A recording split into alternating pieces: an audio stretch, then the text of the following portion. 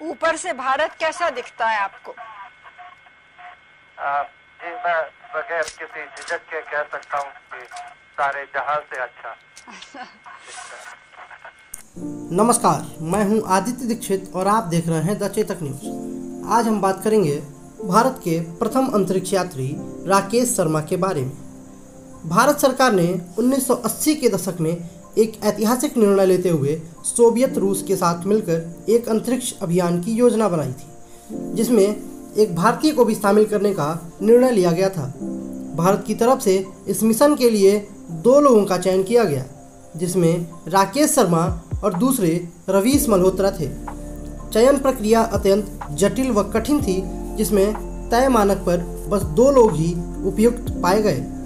अंतरिक्ष अभियान के लिए भारत की तरफ से 2 लोगों का चयन तो हो गया था, लेकिन एक व्यक्ति को ही यह अवसर मिलने वाला था। अंत में वो समय आ ही गया जब 20 सितंबर 1982 को भारतीय अंतरिक्ष अनुसंधान संगठन इसरो के माध्यम से इंसर कॉस्मोस अभियान के लिए राकेश शर्मा के नाम पर अंतिम मोहर लग गई। किसी भी विपरीत परिस्थितियों में विकल्प के तौर पर रवीश मल्होत्रा को तैयार किया गया, लेकिन इसकी ज़रूरत नहीं पड़ी। राकेश शर्मा को मिशन के दौरान कई चुनौतियों का सामना करना पड़ा था।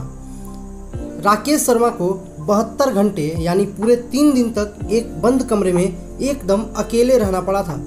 सबसे दुखद पल मिशन के चयन के बाद जब वह अभियान हेतु परीक्षण के लिए रूस के यूरी गागरिन अंतरिक्ष केंद्र में गहन अभ्यास में जुटे थे, तभी भारत में उनकी 6 वर्षीय बेटी मानसी का निधन हो गया।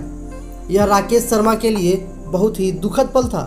इस हृदय विदारक घटना से वह भी विचलित नहीं हुए और उन्होंने स्वयं को अपने लक्ष्य पर केंद्रित रखा।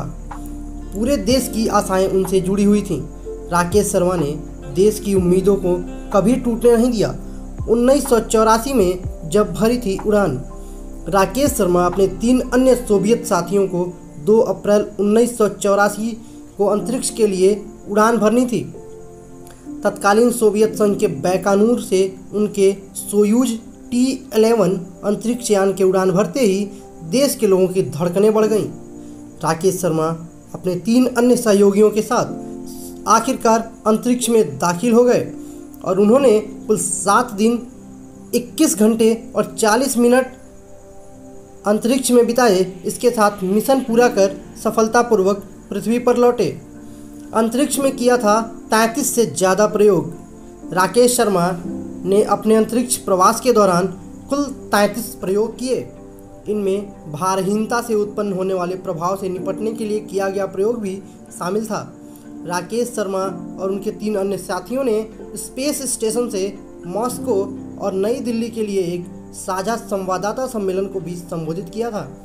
कहा जाता है कि स्पेस स्टेशन में भी राकेश शर्मा हर दिन योग किया करते थे। उन्होंने अंतरिक्ष से ही उत्तर भारत के कुछ इलाकों को अपने कैमरे में कैद किया। भारत सरकार ने राकेश शर्मा को अशोक चक्र से सम्मानित किया था।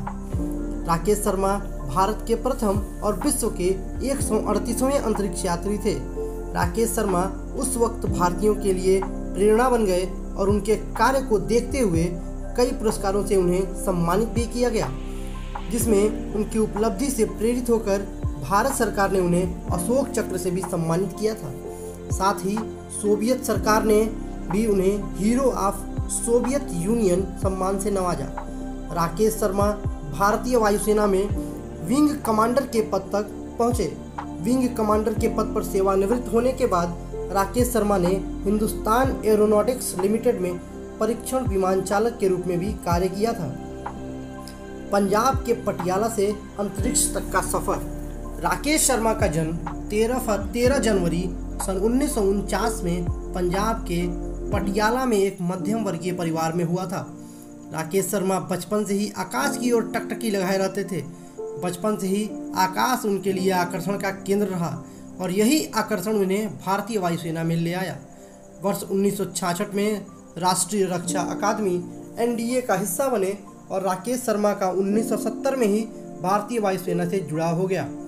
इसी प्रकार मात्र 21 साल की उम्र में राकेश शर्मा भारतीय वायुसेना के पायलट बन गए।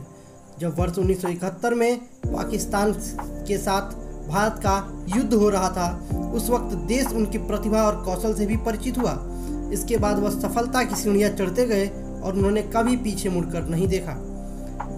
शर्मा ने अंतरिक्ष से कहा था, सारे जहां से अच्छा हिंदोस्तां हमारा।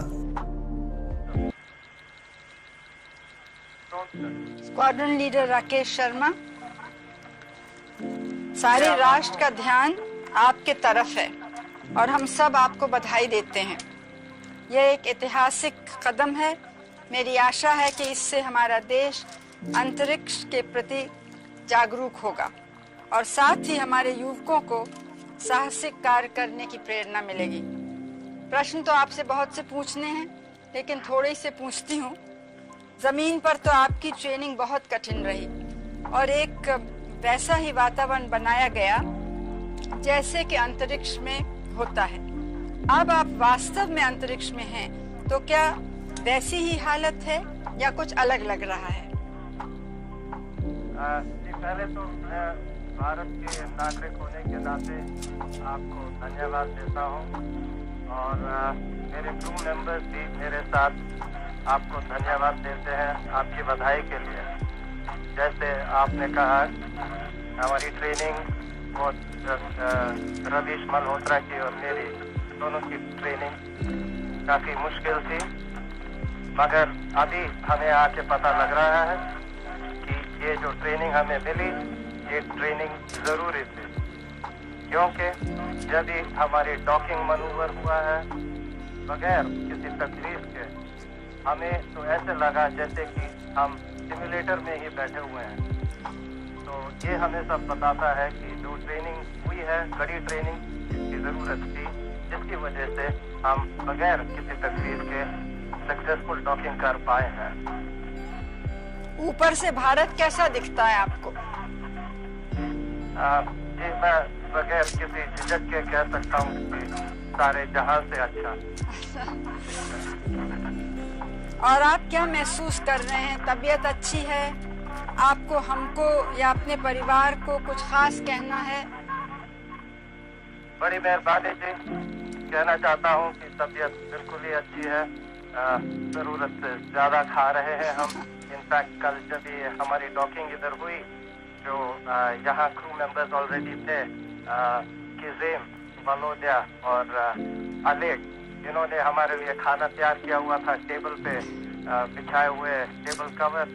तो फूल तैयार किए हुए थे, प्लास्टिक के थे, या फ्रेश तो मिल नहीं सकते, और गरम हमने खाना खाया। कोई प्रॉब्लम हमें यहाँ नहीं महसूस हो रही है, वेस्टिबुलर प्रॉब्लम कोई नहीं है, और सब हम बिल्कुल मजे में हैं, जैसे आप देख ही रहे। आपके कार्य का बहुत बड़ा महत्व है। इससे बाह्य अंतरिक्ष के रहस्य खुलेंगे और हमारी धरती के पर्यावरण पर उसका सीधा प्रभाव पड़ेगा। जरूरत की अन्य सूचनाएं भी हमें मिलेंगी। हम चाहते हैं कि इस ज्ञान का प्रयोग विश्व कल्याण और शांतिपूर्ण उद्देश्यों के लिए हो। विंग कमांडर रवीश मल्होत्रा ने भी बड़ी मेहनत की, उनकी भी हम प्रशंसा करते हैं। आपकी उड़ान भारत और सोवियत संघ के बीच मैत्री की एक सुंदर मिसाल है। इस क्षेत्र में सोवियत संघ के उदारतापूर्ण सहयोग की भारत सरकार सराहना करती है। हमारे देश के लोगों की निगाहें आपकी ओर लगी हैं और वे हमारी बातचीत भी सुन और देख रहे हैं। हमारे देशवासी, हमारा पार्लियामेंट और व्यक्तिगत रूप से मैं आप और आपके सह अंतरिक्ष यात्रियों कर्नल यूरी मालेशेव और श्री गेनाडी स्ट्रेकलोव की सफलता और सुरक्षित वापसी की प्रार्थना करते हैं। आप सबको मेरी शुभकामनाएं। जय हिंद। राकेश शर्मा अंतरिक्ष में रोज 10 मिनट योगा करते थे, फिर अपने रिसर्च से जुड़े काम करते थे। जब शर्मा अंतरिक्ष में थे तब तत्कालीन प्रधानमंत्री इंदिरा गांधी ने उनसे पूछा था कि आपको अंतरिक्ष से भारत कैसा दिखता है, तो उन्होंने कहा था, सारे जहां से अच्छा हिंदोस्तां हमारा। वह देश के युवाओं के लिए प्रेरणा के स्रोत बने रहे। विश्व में राकेश शर्मा ने भारत का गौरव बढ़ाया था। राकेश शर्मा के बाद भारत के अन्य कई लोगों ने भी अंतरिक्ष का सफर किया, जिसमें कल्पना चावला से लेकर सुनीता विलियम्स जैसे भारतीय मूल के अंतरिक्ष यात्रियों के नाम उभरे, जो अमेरिकी अंतरिक्ष एजेंसी नासा के अभियानों का हिस्सा बने। लेकिन अंतरिक्ष के सफर में जब भी नाम लिया जाएगा अंतरिक्ष को लेकर, भारतीयों के जेहन में सबसे पहले हमेशा जो नाम उभरेगा वह राकेश शर्मा का ही होगा, जो भारत के लिए एक गर्व का विषय है। देश दुनिया की तमाम जानकारियों के लिए जुड़े रहिए हमारे साथ। नमस्कार, जय हिंद, जय भारत। अगर आपको हमारा वीडियो यह पसंद आया हो तो हमारे वीडियो को लाइक, कमेंट, शेयर करें और साथ ही साथ हमारे चैनल द चेतक न्यूज़ को सब्सक्राइब करना न भूलें। जय हिंद।